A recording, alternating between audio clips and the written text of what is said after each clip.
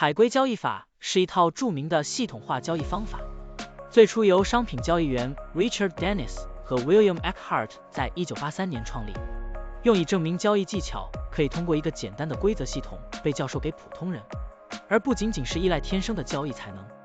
海龟交易系统并不限定于特定的商品或市场，它可以应用于股票、加密货币、期货和外汇等各种市场。现在，我们就设定一些参数，让 Stocktunny AI 帮我们生成程序，对 XC、AXSUSD 进行回测计算。设定参数如下：头寸规模，使用每次加仓 20%。入市信号，当市场价格高于过去20日的最高价时，视为买入信号；反之，低于20天最低价时为卖出信号。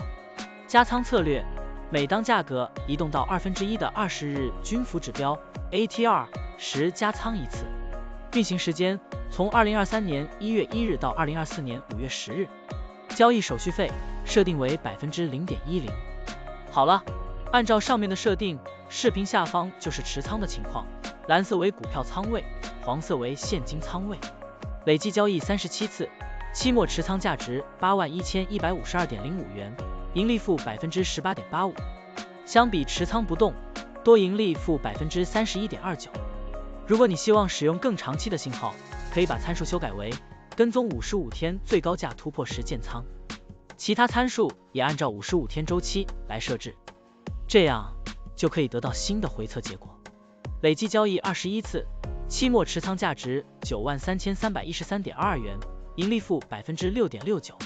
相比持仓不动，多盈利负 19.13%。股票的波动特性不一样，盈利效果就不同。参数设定不同，盈利效果也会不同。怎样找到最优的组合呢？请评论区留言，让 Stocktunny AI 来帮助你。股票调优 AI， 利用 AI 技术赋能您的股票选择与操作。本站内容不构成对任何人的投资建议，您应当基于自己的独立判断做出决策。扫描二维码获取文字稿，欢迎点赞、评论、转发。